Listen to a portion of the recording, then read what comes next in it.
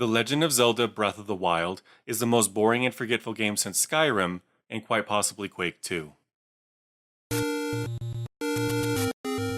I don't think I've ever played a game that had so much polish put into it that was in service of so much fucking nothing.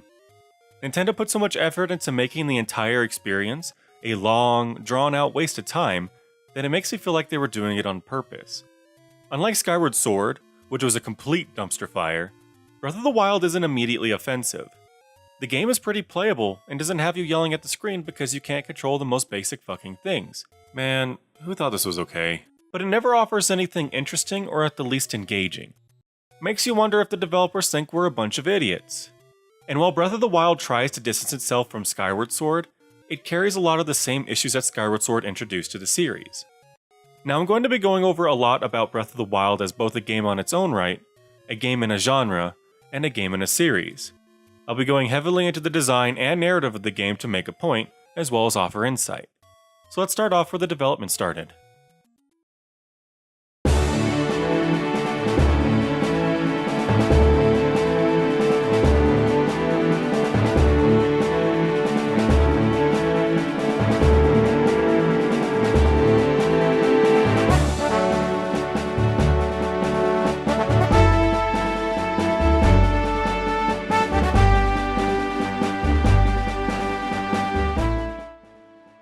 When Breath of the Wild was originally announced, Nintendo tells us you're going to be able to go anywhere. See a mountain, you can just go there. We're bringing this back to the original ideas of the first Legend of Zelda title, where you could do the dungeons in any order you want. It was almost like a knee-jerk reaction to Skyward Sword's reception. Oh, you guys don't like the linear hand-holding of Skyward Sword? Here's a game with so much freedom, it'll make the Americans jealous. So at this point it sounds a lot like Nintendo made Skyrim. Years later, we get a game that is essentially Skyrim. Now, it's not a complete one-for-one clone, mind you, I can already see you in the comments, but the core aesthetic of play is exactly the same. Instead of focusing on any kind of substance to keep you interested, like a strong narrative to develop the world or a well-crafted core gameplay experience, the game throws away everything and focuses instead on the idea of absolute freedom. You see, after Skyward Sword's lackluster critical response, Nintendo saw it as a call to action to change the formula that had gotten stale. Regardless of whether or not the title was an outlier in a series of games, it was taken that the old Zelda formula had gone out of favor. We'll be looking more in depth at aspects of Skyward Sword in a bit, but just know that Skyward Sword was a fucking mess and the handholding was the biggest complaint. After the snooze fest that was a link between worlds, Nintendo looked at what was hot at the time. If you look at the list of top video game sales of all time, open world games like Skyrim and Grand Theft Auto are a ways up there. I mean, someone has to be listening to Todd's lies. And while Zelda can't fit into a Grand Theft Auto style game, Skyrim is a pretty good match. It has that high fantasy adventure with lots of exploration that Zelda could easily fall in style with. And so Breath of the Wild needed to be an open world game.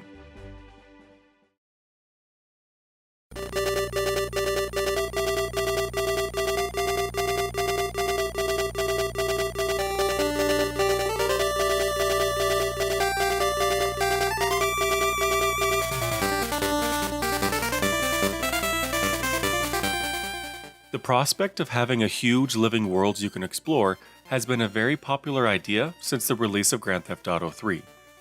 There's something about a world that is so big and detailed that you just can't help but lose yourself in it for hours on end. This makes it an easy sale. After Morrowind and the rest of the Elder Scrolls games, you can't stop hearing people talk about how they have so many hours in a game so far and they haven't even beaten it yet. So what are some of the reasons people can't seem to stop picking up open world games? First, open world games are very easy to pick up and put back down. You don't really need to commit to extended playtime if you don't need to. You can start up the game and play for just a small amount of time and still feel like you've accomplished something. A game can't usually be beaten in a single game session unless it is very short. You often have to save the game, turn off your device, and return to it after a variable amount of time. This time away can have a big effect on play. You may have to put your controller down right before a big boss or sequence you've been building up to, only to come back to it much later, completely missing the energy of that moment. Open world games have a fix for this by never building up to anything, and you can expect the same stuff no matter where you left off. In Breath of the Wild, I can load up my save and it's a guarantee that whatever I was doing previously is probably of no real consequence. I just look at my list of quests to see if I was going to do something, or I can simply fuck off for a bit until I eventually run into something else to do. Most of the development resources of open world games goes into ensuring that there is always something to do, though whether or not what you're doing is interesting is a different point altogether. Second, there is an ease of development of open world games from a design perspective. You see, open world games are developed quite a bit differently than what you think a normal game is developed like. I first need to talk about two forms of game design: waterfall and agile game design. Now let me just say that this is a very abridged version of these two design methodologies, and I definitely suggest looking into this more. I know there are more methodologies than just these two, and they're not exactly so strict, but for the sake of time, I'm only going to go over these two. Waterfall game design is a very top-down sequential development approach. The game is developed straight from the design doc and discourages revisiting and revising once completed. It's what comes to mind when you think about game development in general. Plan ahead, work in order, and complete a game. The problem with this can be many-fold though. For one, if you find that the game isn't fun down the line, you've already progressed way past the point that you could change it without extensive reworking of many systems. Another being that if the team runs out of money or time, a game can't be shipped in an incomplete state since it probably wouldn't work at all. Agile design is a more recent style of game development that is more flexible. Agile focuses more on iteration. Get a game working as soon as possible, then just keep adding to the game until it's done. There is no real defined end to development. Development ends when you either run out of resources or when the team feels like the game is done. Since you've made the game playable as early as possible, you could pretty much ship a working game at any time. Content may seem a bit thin, but the core aspect of play is working and is by all means fun. Open world games are pretty much a straight fit for agile development. Since there isn't any planning dedicated to a sequence of events or narrative, but instead a focus on simply making as much content as possible, agile works amazingly. Just keep adding and iterating to make sure it's playable, even when you got a big old incoherent mess. Third, open world games also compress super well for consumption on social media. You've probably seen plenty of Grand Theft Auto, Skyrim, and Breath of the Wild gifs on Twitter of the wild shit people do in those games. You can't really make a short gif about how a subtle shift in a design element over time created some profound meaning in you as a player. But you can sure as hell make a gif of you sending Link into the skybox with weird physics shit. Open world games are tailored for these kind of moments more than any other type of game. Cram enough shit together and things will break in hilarious ways. Fourth, there is a lot of support from designers that this is clearly the highest form of video games. You can't get through a design panel at GDC without a group of designers talking about how freedom of choice is the quintessence of games. Choice is the defining factor of games, so the best games obviously have the most amount of choices regardless of how much of a gross oversimplification it is. I felt so trapped. I wish I could have just climbed this wall to where I wanted to get to. Why don't games just let me do whatever I want? Please play my new Minecraft clone on Steam Early Access. It features a new Battle Royale mode. Buy it now and get access to the Founders Pack with special benefits when the game is released in full, somewhere around the eventual heat death of the universe. Finally, there is a push for games to be as long as possible, as if the length of average playtime equates to a better value in a game. You can see it when looking at the reviews of games like Skyrim on Steam or even talking to people you work with. Oh my god, I love Skyrim. I put 1,000 hours into that game and I haven't even finished it yet. Personally, I clocked quite a few more hours in Breath of the Wild than any of the other Zelda games I played for this video. Like, a lot more. Makes it a great game for the launch of a new system. Open world games are super easy to pad out to extend time. We have all this open space to fill with more and more little quests and hidden objects. We'll put a Korok over here, and then maybe a fetch quest over here, and over here we'll put another battle shrine.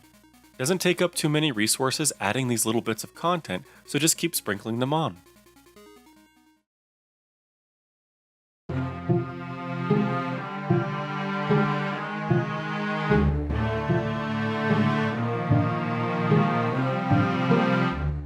Life refutes simplicity, and so does game design.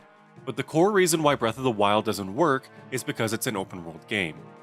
Specifically the core tenet of being as open and as free as possible with the goal of having no boundaries on exploration. Open world games as a genre simply don't work. They lack substance. There can be games that have an open world aspect that are good, but they're the exception, and usually the open world aspect is working against them. Like, yeah, there's an open world, but the interesting part of the game is a story or the structured levels with clear, concise goals and boundaries. It's real sad when I see a game force in an open world aspect to get appeal.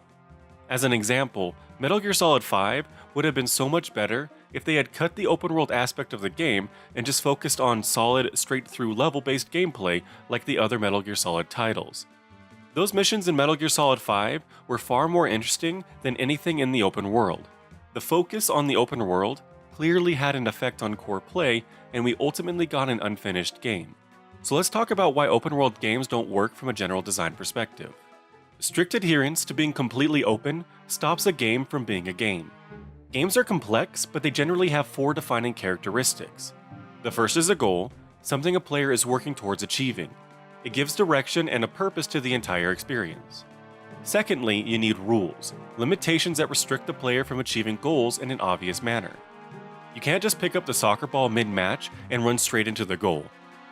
Third is a feedback system that lets us know how well we're doing in our progress to the goal. Basically, this lets you know when you're fucking up or doing the right thing. Lastly is voluntary participation. This separates a game from dealing with work in real life. In real life, shooting through an army of aliens that are invading our world would be tense, scary, and sweet Jesus nipples, that would be hard work. But in a game, we choose to do so, and it's fun because of it. A game can really just be considered a voluntary set of obstacles. Clear lines with Tetraminos, brave dungeons to save a princess, gather the Lord's souls and extend the Age of Fire. Let's do a little thought experiment. You have a ball, and you're standing out in an open field. You're bored, so it's time to play with the fucking ball. So you just try throwing or kicking it around at random. This isn't really a game, and honestly, you're contemplating exactly how small and insignificant you are in this vast, uncaring universe. So to stave off the nihilistic thoughts, you try throwing the ball as far as possible while still being able to catch it before it hits the ground. Immediately, you've set a goal as well as rules. Your goal is the longest distance possible. Your rules are multi-layered. You must throw, not kick the ball. You have to be able to catch the ball for it to count, and you must not let it hit the ground or else you fail. You know how well you're doing by using your eyes to see how far you've gone, but a more precise measuring tool would probably benefit you. You start to strategize how to maximize your range. You begin to test out how much force you can put on the ball, see how fast you can run after throwing the ball, and start testing out multiple throwing angles to see what the optimal airtime is. Congratulations, you have a game now. Video games are the same, however, open world games purposely diminish the goal and try to get rid of as many rules as possible. They often stop being games and instead become simulators where you see your inputs become outputs with varying effects. Essentially, you've made a toy and not so much a game. A designer should always be aware of the options the player has and adapt to it accordingly. You're designing against the player. You can have all the options in the world to solve a problem, but players will often just default to whatever works best. But if you restrict their actions, force them to strategize within these well-constructed boundaries, the player will be required to make more interesting choices. By nature, open-world games also have huge issues with pacing. Pacing is what keeps you invested in any sort of media, video games included. So this is a pacing graph. It shows engagement over time in a piece of media. As you can tell, over time, engagement is built up to a peak, then returns to a rest. A build-up and a payout, as it were. So some important mentions here. One is that we are building up to a big crescendo, then taking us back down to a rest. It is not a constant plateau, and it does not go on forever. You can't just make the content be the same level of engagement constantly, or the player gets acclimated and loses all interest. Second, this isn't a straight line. There are waves in the line. Also in the beginning is a bit of a bigger spike to get your player interested in the game before building up the experience as a whole. Essentially, you ramp up the tension for a small payout, then return to a rest in preparation for the next big build-up. New game designers and some big studios don't always get this and try to top themselves constantly. Suddenly, your game becomes absurd and loses any kind of grounding with a scope that becomes way too untenable. This pacing graph works with any kind of medium like music, books, movies, and of course video games. The original Star Wars fits on here beautifully. All sorts of genres from comedy to horror fit on here as well. Just replace the y-axis with tension or humor. Ocarina of Time and Wind Waker fit on this as well as all the old 2D games. Even old school puzzle games with no story at all fit on here perfectly. There is a reason that Tetris speeds up at certain points like it does. And the reason why PUBG got so popular is that the Battle Royale genre took the survival genre, added strict limitations like the timer and the wall, and now it builds perfect tension. You can coincide anytime the wall comes in with a peak on the graph. Games in general are made so much more engaging when you remember to pace them correctly. This graph is also granular as well. If you take any part of this graph and zoom in, you'll see that it breaks down into the same kind of waves. So think of it as pacing the whole game, break down to a dungeon or a level, then even more to each encounter or puzzle. Even the simple animations or sound of an attack can fit on the graph. A gun that feels just right to shoot will have a lot of work put into it just to have it fit on this sort of graph. From the pull of the trigger, to the release of the shot, to the chambering of the next round. Open world games simply can't fit on this graph. They lack the direction to do so. The whole point of this push towards true open world gaming is that you can do whatever you want without any restrictions, which means that you can't be directed towards anything because that is, by nature, a restriction. You can't build up to anything when the player can skip right past any development, then come back to it later when they've already experienced something far more engaging. That's like reaching the climax, then going back to the inciting event. To force them through it would mean restricting the player, which is against the concept of a true open world game. So instead, you make the game as flat as possible with no build-up at all. Both Breath of the Wild and all the Elder Scrolls games purposely make the main quest, the main overarching goal, the least important part of the game, and push you to instead just go off and make your own adventure. This sounds like super lazy design. Instead of putting in the time, effort, and planning into crafting a well-designed experience, just throw as much shit as you can at the player to distract them from the experience as a whole. Now, of course, Nintendo and Bethesda realize that you can't have no direction or goal at all because that's not a game, but they purposely stifle it. Let's look at how Breath of the Wild does this. The game starts off with a mystery as your goal. You awaken in a tub with a mysterious voice leading you on. Who am I? Where am I? What is this voice? Why was I asleep in a tub of blue goo? Who is this mysterious old man, who I knew immediately was the king of Hyrule, giving us some direction? We got something pulling us along, something we can develop. We start to look forward to what lies ahead and what the game can offer. So what does this lead to? Oh no, wait! Here comes a wall of exposition to kill it all. Instead of using that mystery to pull us along in this world, we immediately explain it all in the most uninteresting way possible, so that instead you can just go wherever you want and not have to worry about your situation. I mean, you didn't have to keep the mystery going and instead have it lead into something else to carry us along, but all we get is a pretty menial task with no tension. If you were to graph out Breath of the Wild's engagement curve, it would be pretty flat with little waves. Little peaks of interest, they hope to keep you interested throughout the whole game. Finding Koroks or shrines out in the wild have their own little engagement curve. What could those rocks possibly be? Maybe if I toss a rock in them, something will happen. Throwing rocks is obnoxious and I really hope this is worthwhile. Oh hey, a Korok! Nice! The problem with this is that you get acclimated super quickly. Finding little secrets here and there in the world is nice when it's used to break up the progress to the overarching goal of the game. But in Breath of the Wild, the overarching goal is pretty much dismissed and all you have are the shorthand goals. You get bored fast when you keep having to do the same shit over and over.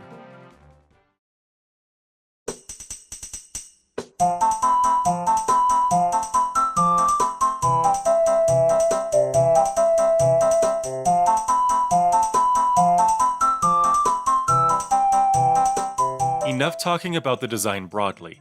Let's focus in on more individual elements like exploring the world, the core mechanic of Breath of the Wild. To break it down a bit, in Breath of the Wild, once you leave that plateau, the entirety of the game is spread out before you. You can go anywhere and do anything in whatever order you want. You can go straight to Ganon and just be done with it. In old Zelda games from primarily Link to the Past forward, the world is opened up a bit at a time. You can explore the world of course, but it limits you steps at a time. This is considered the primary pain point of the old Zelda formula. The reason that all the games after the original Zelda game, according to Dime a Dozen writers, apparently sucked. That being able to go to any dungeon in any order whatsoever made it far more engaging than the gradual opening of the overworld in the future titles. In the original Legend of Zelda, you can do most of the dungeons in any order you want, of course, but there is an inherent order to the dungeons right up in the corner. completing a much harder dungeon, then returning back to an easy dungeon isn't all that fun. The progression through the dungeons and the world ensured you were always dealing with something fresh and were gaining tools to help you build upon gameplay and how we explore. This is the problem with Breath of the Wild's exploration. You run into almost every kind of enemy immediately with all the tools available the moment you leave the starting zone. They could have spread out the content across the land so you were always finding something new to play with as you progress, but due to the open world format, you can't do linear progression. If I went a certain path throughout the world then fought Ganon, I could possibly miss stuff over here and over here, leaving my gaming experience pretty dry. So the game tries to solve this by immediately throwing it all at you at once. And this problem is multiplied as Breath of the Wild is lacking in content compared to previous titles. So even leaving some enemy types or tools hidden throughout the land can mean hindering the player's overall experience. However, if you restricted the player's exploration and gave them a direction, you could divvy out content over set periods so they don't get acclimated to everything so quickly. In old Zelda titles, the progression assured there was always something to look forward to. Oh man, this forest temple has a cool haunted house setting with creepy ghosts and other weird shit. I wonder what we get next. Oh man, the fire temple is in a volcano with cool fire enemies. And man, check out the sweet hammer. Getting those tools from the dungeons opened up so many possibilities. You were always looking forward to what you got next. The games also rewarded you for retreading old ground with new tools to see what you can find. And the games were designed cleverly enough in a way that you could take notice of these places early on. Dungeons show us why exploration in the old Zelda titles felt so rewarding on so many levels. So let's do a little bit of a general dungeon breakdown. You start the dungeon off with the tools that you brought with you. Proceed through about half of the dungeon, varying by dungeon and by game, with these tools noticing obstacles you can't deal with yet. This could be noticing platforms you can't possibly get to, or little features in the environment that you can't interact with yet. Around this time there is usually a mid-boss that challenges you, rewarding you with a new tool that gives you new functionality. Retread the parts of the dungeon you've already explored, but with your new tool, giving you new functionality to interact with them. And since you're already comfortable with these rooms, they really let you focus on the functions of the new tool and how they change your perspective on puzzles. It's a well-hidden tutorial that teaches you the new tool you've obtained. Get to the second half of the dungeon that combines gained mastery over the new tool combined with the tools you had previously. Reach the final boss, which centers around mastery of the new tool. Triumph and feel accomplished. The level design in these dungeons is multifaceted and extends beyond simple play. They generally have a theme. The Forest Temple is a spooky ghost manor that you have to be courageous to triumph.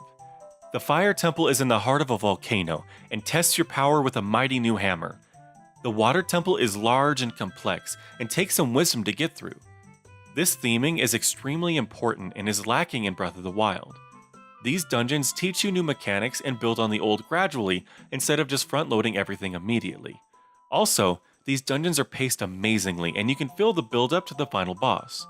And since there is an order to these dungeons, you can ramp difficulty accordingly. Breath of the Wild doesn't have anything.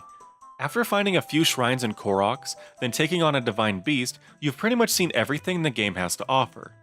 People often like to point to Breath of the Wild's shrines and guardian beasts as replacements for dungeons and the purposes that dungeons served. Now, I'm not going to pull out the rose-colored glasses and say that Zelda games need to have dungeons in order to be good, but they work for Zelda games really well. If you're not going to use them, I hope you have another way to keep us engaged. The problem with shrines and guardian beasts, though, is that they lack solid level design. Instead of having a steady buildup of mechanics over time, the shrines put forth a single challenge to complete with a mechanic that really isn't explored further. Not to mention most of them feature mechanics that are just innately obnoxious with terrible controls. The guardian beasts themselves are designed pretty much exactly like the open world aspect of the game and have no sense of progression to them as well. You can complete the goals set forth in any order in the dungeon, so they're just a checklist of random simple tasks to complete before a boss fight. There is no theming, and every shrine and guardian beast looks pretty much the same inside. And the boss fights at the end just feels like there's a need for a boss fight to be there because that's just what you do at the end of a dungeon, fight a boss. Bosses that don't test your knowledge of the tools gained within the guardian beast, because those tools don't carry on, each one being just as forgettable as the last. Was I supposed to be looking forward to this? The actual mechanics of getting around the world itself are a giant pain in the ass and oversimplifies exploration. So in old Zelda games, you generally use paths to get everywhere. If you see something out in the distance without an obvious path, you can't just jump on a wall and climb straight to it. You generally gotta find a cleverly hidden pathway to it. As a part of getting rid of those boundaries, Breath of the Wild implements a revolutionary climbing system that lets you climb anything to get anywhere. I mean, I can't ever recall a more intuitive and interesting way to get around. You never feel clever finding anything. It's all pretty much slapped right in front of you. The act of climbing itself also implements a terrible stamina system to meter what you can climb. Ironically, this is a restriction which kinda goes against the tenets of the open world game, and it's done so poorly to add value to the collectibles you find. Often, you're kind of just sitting around waiting for the stamina gauge to recharge so you can climb again, a terrible carryover from Skyward Sword. At its core concept, the problem with open world exploration is that people assume that a game has to be either completely linear or completely open, that there is no in between. Like most things in life, it really isn't that simple and is more of a scale. Some games need to be more linear because that's where you get the real challenge from, and some games need to be more open to explore a world to gain some new meaning. However, those games that are considered linear still have their own aspects of exploration within the mechanics. Games that are open still need to have some sense of direction and purpose so you don't get bored. Pushing constantly to be as free as possible is such a misguided effort and is completely counterintuitive.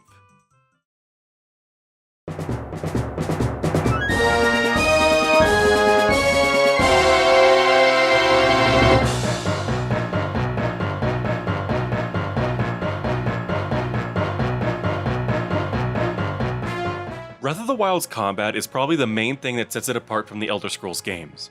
While Elder Scrolls combat is just the worst, I mean just look at it, Breath of the Wild's combat is so obnoxious in both how combat works on its own and how encounters are dealt with as a whole. I've said before that you meet up with pretty much every type of enemy immediately, so you never really get anything new. Breath of the Wild also has a less amount of enemies to fight compared to the most of the previous titles in the series. Honestly, on its own, this really isn't a big problem, but the game is just constantly cramming combat down your throat. In old 3D Zelda games, you'd assume that the world and the dungeons are all just full of monsters to fight, but those games are actually pretty fickle with the combat. You're often finding your way around way more than hacking and slashing. Combat is used to break up the pace of play, so when you do get combat, it's always interesting because you're not acclimated to it. And the enemies are often extensions of puzzles centered around your tools. Take for instance the Helmasaur. Helmasaurs can be pretty difficult to hit in the many games they're in. They have a hard mask, so you have to get around behind them to really be able to hit them. But once you get the hook shot, which grabs things and pulls them in, you figure out you can take those heavy masks away from them, making them vulnerable. It's reinforcing your knowledge of your tools and makes you keep your mind open to the possibilities of what you can achieve with them. In Breath of the Wild, the overworld map is just constant combat after combat with the same enemies over and over. Maybe over here I can find something cool, but no wait, it's just the same moblin encampments I've dealt with so many times before. Oh hey, it's a big old rock monster, just like the 8 others I fought already. If I'm not getting any new tools or mechanics to play with, fighting the same shit over and over gets old fast. I'm not learning anything new, so why even bother shoving all these monsters in my face? What's worse is that with the aforementioned lack of direction, the game can't even up the difficulty correctly, meaning that there is no challenge at all once you've gotten off the starter plateau. There is no progression to difficulty, but the game will have some more difficult monsters scattered across the land, mainly in the form of Lynels. These enemies that are supposed to be difficult really aren't, which is the main problem with how combat works in Breath of the Wild. High hit points and getting one shot isn't really difficult, just punishing. If you've ever played Dark Souls, you understand this. When a boss or an enemy has higher health, it is so you can experience the full breadth of attacks and mechanics the enemy can offer. Once you've figured out the enemy's timing and strategy, you can plow through the fight pretty quickly. Harder fights aren't dictated by how hard a boss can hit or how much abuse they can take, but rather, they're more relentless and have tricky timing. They test your reflexes and require you to pay attention to their animations. Breath of the Wild's harder fights just seem to drag on for way too long after you've clearly mastered the enemy's abilities and just punishes you harshly for messing up once.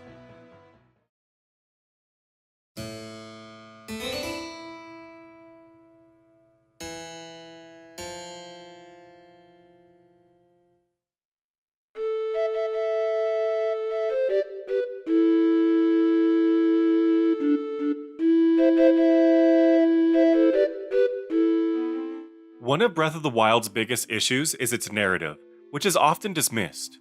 A lot of people like to quote John Carmack: "Story in a game is like a story in a porn movie. It's expected to be there, but it's not needed." People don't understand though that Carmack was a very uncreative programmer. Yeah, he was one of the main guys making Wolfenstein, Doom, and Quake over at id Software in its prime, but everyone with creativity left after the original Quake. Remember Quake 2? Yeah, that's where the generic Space Marine shooter started. Narrative is so important to games, even multiplayer-only games like TF2 and Overwatch are elevated by adding a narrative that isn't even a part of play. So why does a game that is so focused on exploring a world spend no time establishing it narratively? The game has a story, of course, but it's so shallow and told in the worst ways possible, you feel it was purposely cut back in service of the bland, empty world. Like, we can't get the players invested in the narrative because we can't drag that on forever, so we'll establish the world as generically as possible. This leaves the narrative in a confusing place.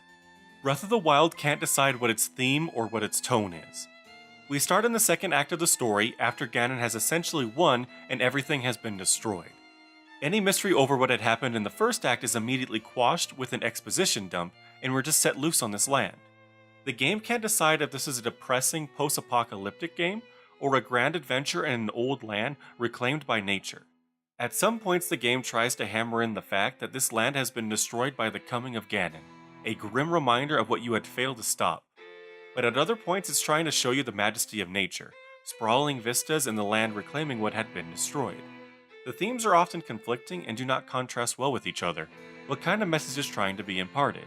And even though we're supposed to be at the point of desperation, before the barrier breaks and Ganon is unleashed in all of Hyrule, none of the characters really seem to care and are just going by their business. Like, the destruction is everywhere and you can see Calamity Ganon right over there, but apparently none of the characters seem to give a shit. If they had kept up with the mystery in the beginning and used the environment to slowly reveal what happened, that would have enriched exploration. You have no memories, but exploring the land and finding clues about your past could be a driving force in the game. But we already know what happened in the first act, and since we didn't get to play through the first act, we have no connection to the places or peoples we find. The time between you failing to stop Ganon and getting out of the healing pod is both too long and too short. It's too long to get that visceral feeling that you fucked up bad and you need to deal with the immediate fallout. Most of the guardians that destroyed and burned most of Hyrule are covered in moss and are broken down. Most of the people you meet don't know who the hell you are, so you don't get that feeling of guilt of letting them down. You get it a little bit with the Zoras, but it's never explored further to the point where you feel like you're trying to redeem your actions. It's also too short because even after 100 years, there are still people who know who you are and fill in everything for you. If the game was set far enough in the future, with no one who knew us, you can make use of the environmental storytelling to fill in the blanks interestingly. We can feel distant and lonely in an unfamiliar world, trying to find our connection to anything. Either way, the game quashes any interesting options we could explore. Also, why is this game en medias res to begin with? For those who don't know what en medias res is, generally stories are told straightforward in 3 separate acts. The first act is a setup with the inciting incident that kicks everything off. We create our setting and set our goals. The second act is where most of the story happens. The confrontation and all the development happens here.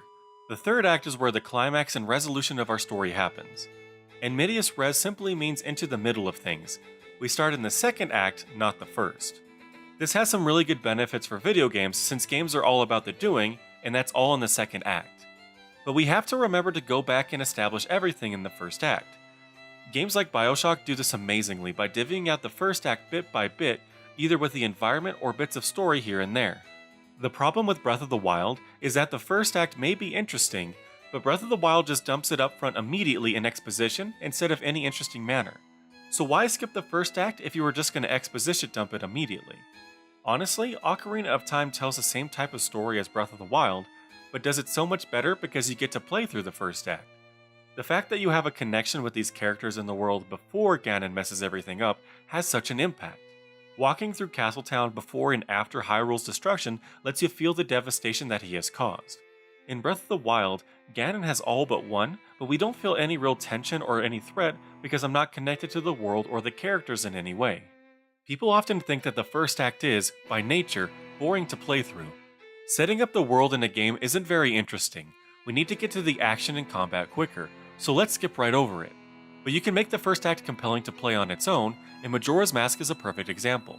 The opening of Majora's Mask delivers the world in such an engaging manner, and you don't even kill more than a single Skulltula. Let's walk through Majora's Mask's opening. So we start off in a little cutscene with Link alone on Epona, head drooped and clearly feeling down on himself. Link is suddenly attacked and his ocarina and horse are stolen by an imp in a mask. You give chase and get that fucker what stole your horse. Fall down the rabbit hole and confront the thief.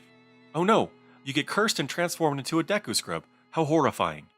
Chase him through this underground area and befriend a fairy. Meet the mysterious mask salesman, who offers a way back to normal if you can get back your ocarina and the mask the Skull Kid is wearing. Now the game opens up a bit and you can explore all of Clocktown. You explore the town and find the unfortunate happenings of those who reside. Learn that the moon is apparently going to fall on the town in 3 days.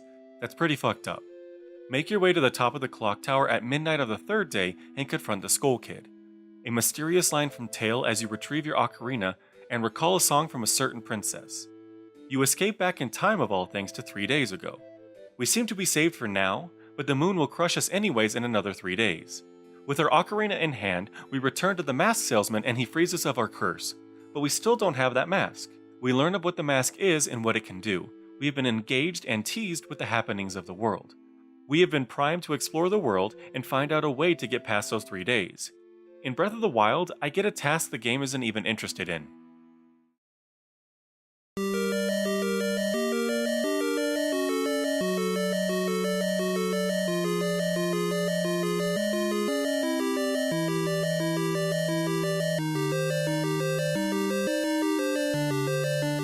Breath of the Wild shies so far away from any sort of depth in the narrative that it comes across as completely childish. Titles pre-Skyward Sword would explore different themes and would get stunningly dark, but starting with Skyward Sword, things got super dumbed down and tame. People say that strict hand-holding and awful controls ruined Skyward Sword, and while those things did make the game a trash fire, the narrative took a nosedive as well. Skyward Sword is where interesting themes died in the service of bland, safe, generic plot. This kind of kills a series centered around exploring a world. Let's look at some of the examples of the past. Majora's Mask has a lot to do with loss, acceptance, healing, and has an overarching horror theme. You wanted to go out into the world just to see what horrific things you could find next. Everyone you meet and in every new zone you enter has people dealing with horrific loss in some form, and they're all dealing with it differently. The swamp is poisoned and the princess is missing. The mountain is frozen over and our hero is dead. The sea is warmed and our future generation is now missing. The dead have returned and don't know their time has passed. All this seeps into the characters and environment. You were always glued to the screen wanting to know what was around the next corner. Also, Link isn't just some gallant hero here to strike down evil. He is much more of a healer, trying to mend wrongs while still being a victim to the situation. The somber song of healing is emblematic of the whole game. This also plays into the main antagonist and his relationship to the protagonist. The Skull Kid lost his friends and is lonesome. He acts out to try and get attention and is a victim of the Majora's Mask in the end. Link himself is not only cursed and stuck in an unfortunate situation, he left Hyrule after losing his home and is simply seeking companionship much like the Skull Kid. There is a depth here being explored and it helps color the world. Skyward Sword, on the other hand, has no meaning or themes it explores. It's about as generic and bland as you can be with a Save the Princess tale, bland romance included. Zelda titles often tell the same story, but how you tell it can drastically change the overall narrative. Skyward Sword's entire narrative banks on telling the origin story of the Master Sword, Zelda, and Ganondorf, but tells it in such an empty and meaningless way. Zelda is simply the reincarnation of a goddess who became human to stop a Snuggie monster. The Master Sword starts off as the Goddess Sword created by the goddess Hylia, and through Link's trials becomes the Master Sword. Also, the Master Sword is inhabited by Fi, a spirit that is the embodiment of handholding. These narratives aren't told in any interesting manner or bring any depth to meaning to these characters' relationships previously or for the sake of Skyward Sword's narrative specifically. Hell, it actually ruins some of the interesting parts of the previous Zelda titles. More on this in a bit. Breath of the Wild continues the lack of a meaningful narrative, but with some really confused meaning. Zelda's arc is what you're piecing together with all the bits of story you pick up while you travel throughout the land. These scenes are essentially just little flashbacks to Link and Zelda's burgeoning relationship, along with her tension with her father. The problem, though, is that Link himself is not developed at all. He just stands around expressionless and says nothing. This wouldn't be much of an issue if the story was more about the world and the events, but the core of the narrative is about his and Zelda's relationship. Zelda's arc makes no sense when you try and extract the meaning from the course of events. So we learn that Ganon is prophesied to return and attack the land of Hyrule. Zelda is supposed to awaken her power to fight against Ganon, but she isn't able to activate it no matter what she tries. She is also a scholar and is trying to figure out what the shrines do and figure out all this ancient Sheikah technology to help with the fight against Ganon. Her father, the king, wants her to focus more on unlocking her power of sealing for the upcoming fight and stop working on the shrines and ancient Sheikah stuff. There is a clear tension between the king and Zelda. Before Zelda can awaken her power, Ganon returns and everything goes to shit. The Guardians strike down Link while he defends the princess and all hope seems lost. Link is whisked away to the healing chamber and the Master Sword is returned to the Lost Woods. Zelda is finally able to activate her power and seals Ganon away within the castle. The meaning here is empty and not at all engaging. The tension between Zelda and her father really amounts to nothing. Should Zelda have paid more attention to her father and worked more on unlocking her power? Her not having her power was of course the main reason why everyone failed in the end. I mean, at the end of the game, it is Zelda that solves the Ganon problem with her power, but according to flashbacks we learn that the power is activated by our desire to protect those we care about most. So practice wasn't an issue unless Link was put into heavy danger to make Zelda realize that she cares for Link the most. Did Zelda not really care about anyone before then? Should Zelda have been more focused on figuring out those shrines and guardians?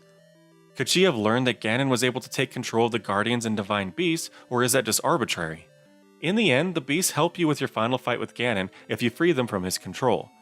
Maybe the technology of the ancient Sheikah had like a warning that we didn't find, and if Zelda was able to research more, she may have been able to find it. As it stands, Ganon was just arbitrarily able to take them all over and we don't know why. I guess the real meaning being delivered here is that no matter what you try, you're going to fail anyways? In Ocarina of Time, Zelda apologizes to Link in their last moments together. She knows that Link has sacrificed much for Hyrule, and even though she is sending him back in time, he'll be changed forever. And in Majora's Mask we see the result of that. But in Breath of the Wild, Zelda just asks Link, "Do you really remember me?" As if we had some development between these characters that mattered.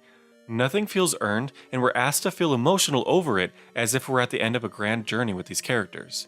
Characters in general are a huge issue in both Skyward Sword and Breath of the Wild.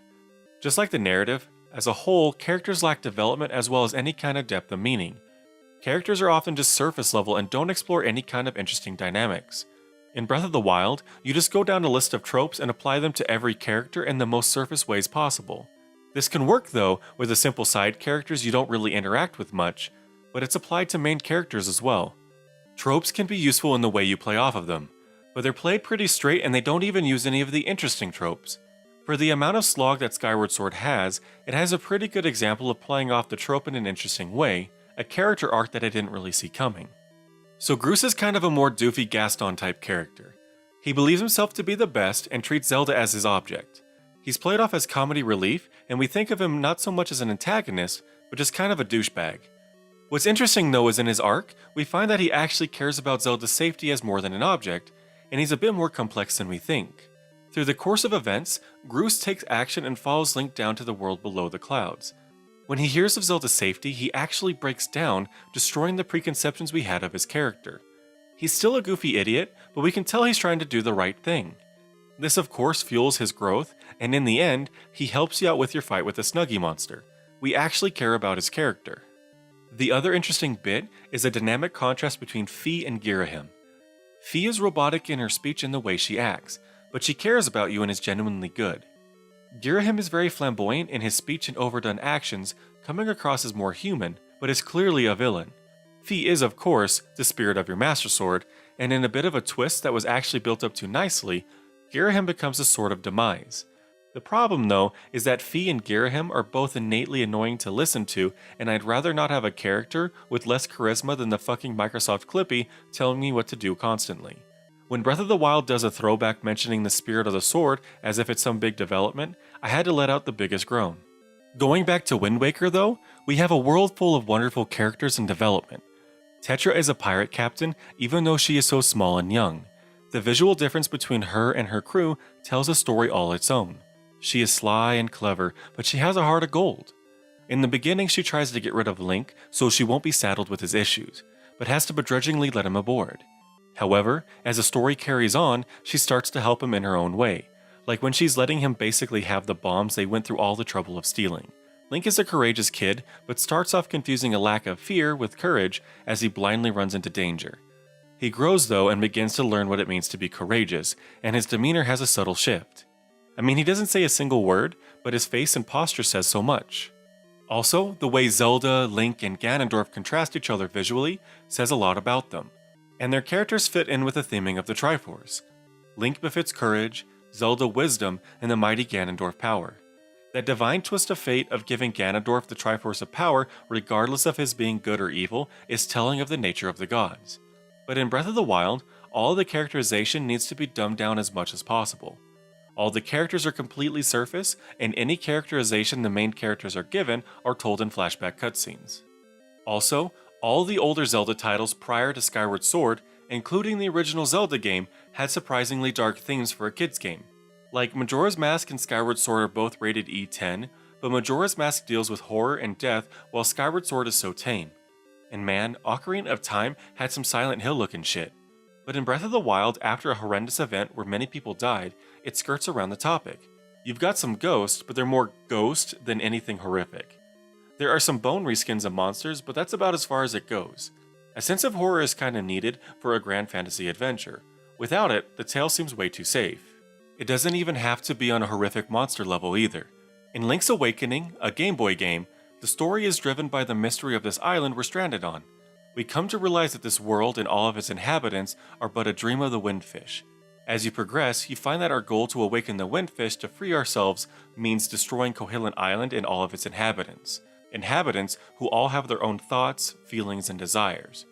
Defeating each nightmare makes you ponder the horror of what you're really doing. The nightmares have essentially trapped the Windfish, but freeing him now means essentially killing all these people. There is a deeper conflict here that is more than simply kill the bad guys.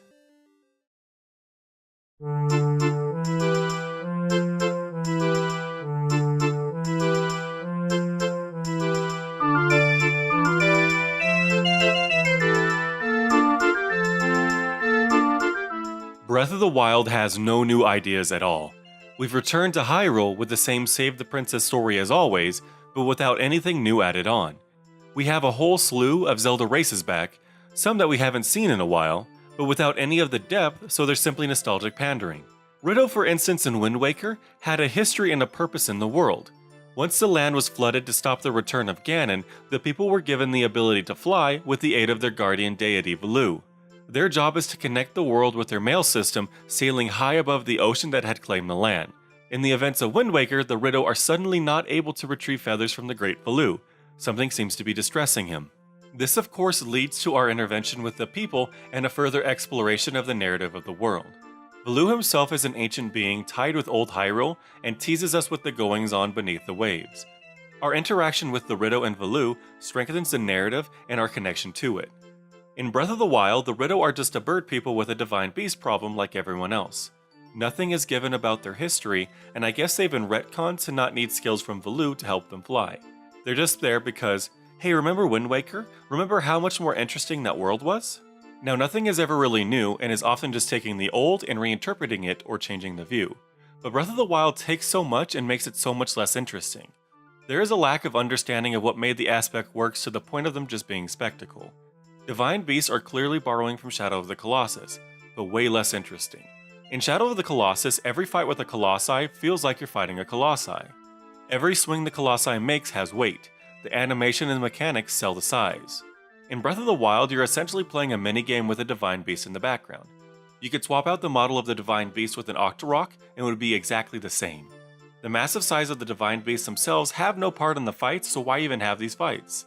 There is a sort of spectacle to having the dungeons and the beasts, but that's all they really are, a spectacle. Oh man, that's a cool cutscene. It's real easy to spot all the inspirations for this game's development. Monster encampments are set up like the outposts in Metal Gear Solid 5, but with a terrible stealth mechanic and boring combat.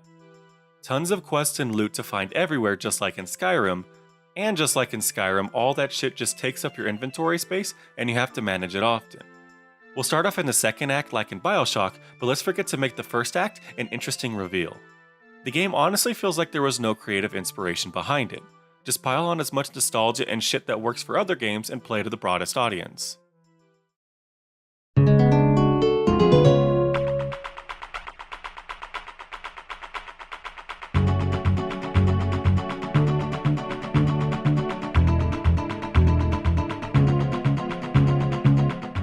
Speaking of nostalgia, we've got the Gerudo back. We've actually missed them for some time, and it's nice having one of the most interesting parts of Ocarina of Time back. We have to assume that there's a reason why they've been gone for so long. I mean, Nintendo's been reusing the same shit for years. They fixed the Gerudo symbol thing, it's even in the Wii U Virtual Console version I played, so that can't be the problem. Is it because the big-nosed Desert Thieves thing might be construed as a little racist? Or is it because of the gay panic when everyone wondered where the autonomous all-female people got their fucking on? Most people missed the Sheikah Stone explanation that the Gerudo picked up boyfriends in Castletown sometimes. Well, I can't say for sure, but Nintendo dragged them so hard in the dirt it's ridiculous. The Gerudo in Ocarina of Time thought that all men were pretty useless unless you were Ganondorf, who, to them, was a clear exception. They went to Castletown sometimes to get Hylian boyfriends, but clearly they didn't bring any of them back with them to Gerudo Valley. They lock up dumbass men who try to break into their culture. They even went out of their way to destroy the bridge to Gerudo Valley because of all the intrusions. On your quest, you have to free these men while combating these women to prove to them that you're strong enough to be a woman. There is a very huge and unique dynamic going on here. It was also interesting that the Gerudo only ever gave birth to females, but once every 100 years, a male was born. We learned through both Ocarina of Time and Wind Waker that the Gerudo went through hard times to end up in the state that they're in. They have the Spirit Temple within their lands, something that is clearly important to Hylian history, so at some point they were connected to Hyrule in some way. The Gerudo were clearly a much bigger society at some point, possibly rivaling Hyrule. Gerudo Valley must not have always been a desert land. It must have been prosperous at some point before the land succumbed to desertification. In Breath of the Wild, the Gerudo town is just a town of women out in the desert for no real reason. They don't seem to have any interesting history to explore. And while I can't prove it, Breath of the Wild goes out of its way to make the Gerudo as aggressively heterosexual as possible. Like a knee-jerk reaction to people thinking that the Gerudo were all lesbians. There are way too many Gerudo in town talking about either finding boyfriends or someone to marry, or worrying about their husbands. A lot of it is just straight up pandering. We've gone from a unique culture to the standard tough warrior women who are secretly just waiting for a man to come into their lives. It's actually insulting how calculated it was to make them so safe. We can't have kids thinking more complexly about gender. The designs of the Gerudo themselves come across as weirdly fetishistic. Like those artists that draw only one type of woman, you know the type, that were commissioned to draw a buff woman. The silhouette seems like they were going for the standard Gerudo, tall, slender women with a large nose, but they just stuck weirdly well-detailed abs on them. One of the weakest excuses I hear from artists is that you can't find good references of tough women because they simply don't exist. Well, let me solve your conundrum.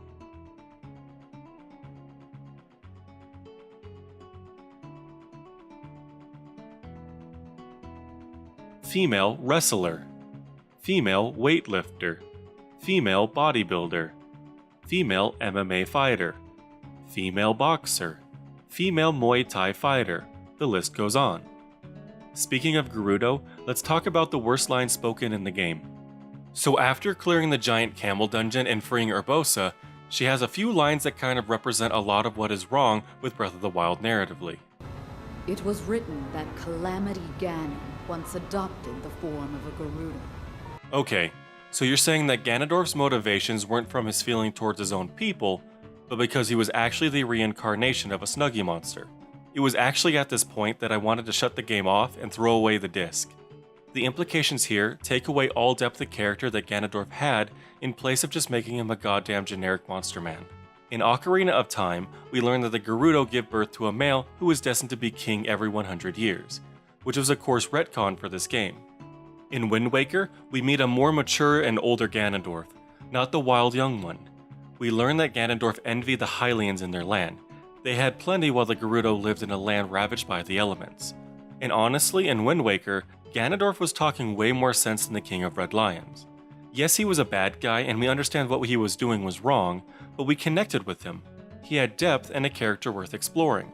But hey guys, this is a kids game and we can't have a complex villain. What's worse is they take it a step further and destroy his villain charisma and make him a goop monster. See, even without the backstory, Ganondorf is very charismatic. Like in Twilight Princess, he's got the pretty standard Ganon bad guy shtick, but he has a winning smile and you love his wicked personality. So much better than the wet blanket that was Girahim. But now, he's a mindless goop monster. But wow, look how big he is, whoa! Why not explore his character more? Are you so afraid that depth of character and a villain will draw players away from enjoying the open world? Are you afraid that children might think Ganondorf is way past cool?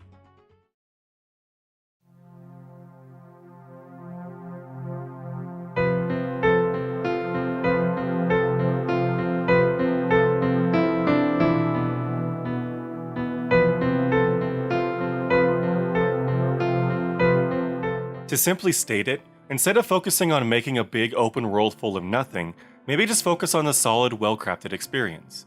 A bigger focus on level design and narrative would help. Here are some suggestions. Instead of copying the Skyrim formula, maybe turn your head a little bit and look at the other title released the same year, Dark Souls. Dark Souls was a much lower budgeted game that released unfinished, but was way more engaging on every level than both Skyward Sword and Skyrim. Exploration was rewarding on multiple levels. Getting to new areas meant tackling interesting new level design. Finding items and weapons was useful from a gameplay mechanic aspect, and finding lore enriched the world you were exploring. Combat was precise, and difficulty was built up amazingly. You always wanted to see what was next, knowing the greater challenges ahead. Dark Souls clearly learned from old Zelda games in the level design, and took it to interesting places. I want to see From make a fucking Zelda game.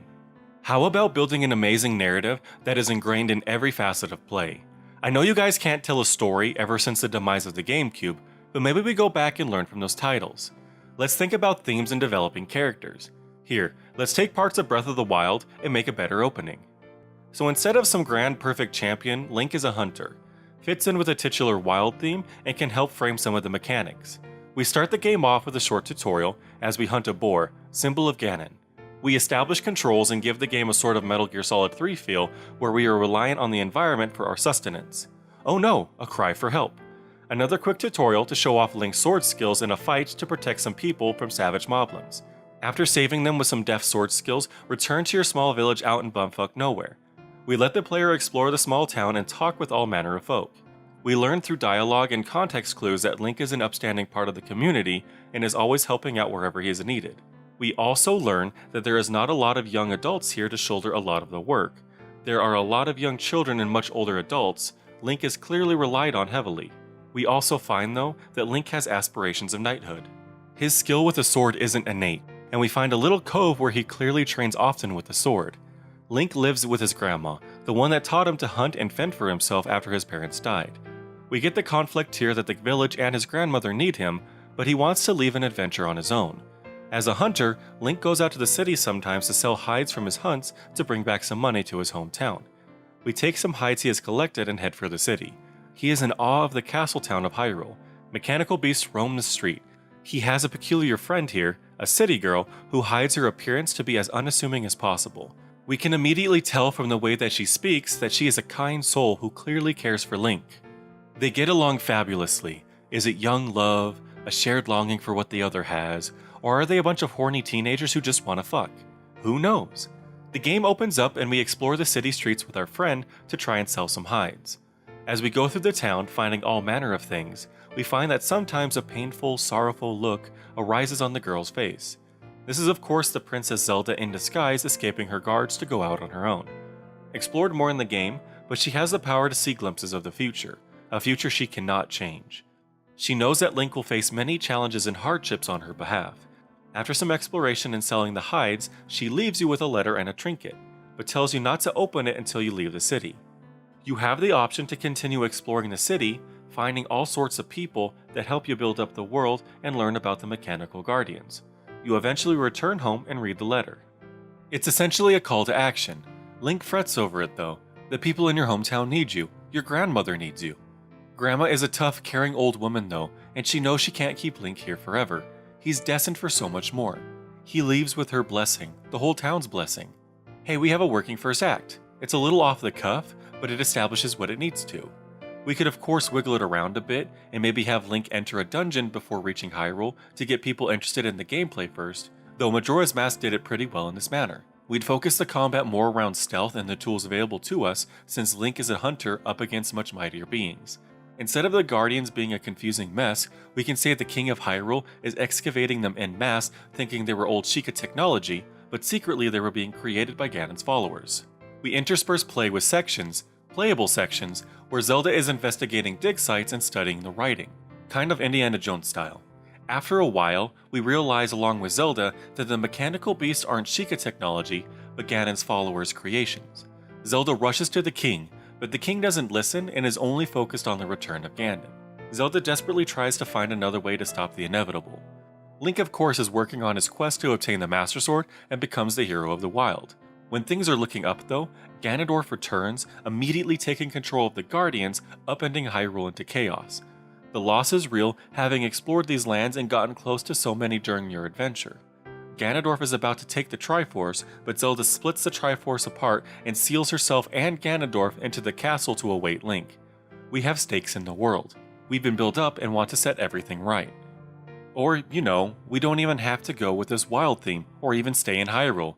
We could have left Hyrule, like in Majora's Mask or Link's Awakening, and explored some new land with a completely different theme. Or if you're going to stay in Hyrule, how about we explore the dark past of the Hylian royal family? The whole situation with the Shadow Temple and the Gerudo could be interesting to develop. Or better yet, let's explore Ganondorf's past. We can see the tragic fall of a man who feels his people suffering, possibly at the hands of the Hylian royal family. Playing as a young Gerudo king would have been pretty interesting. But hey, Link is blue this time and he doesn't have his weird hat. We're breaching into crazy waters here, people.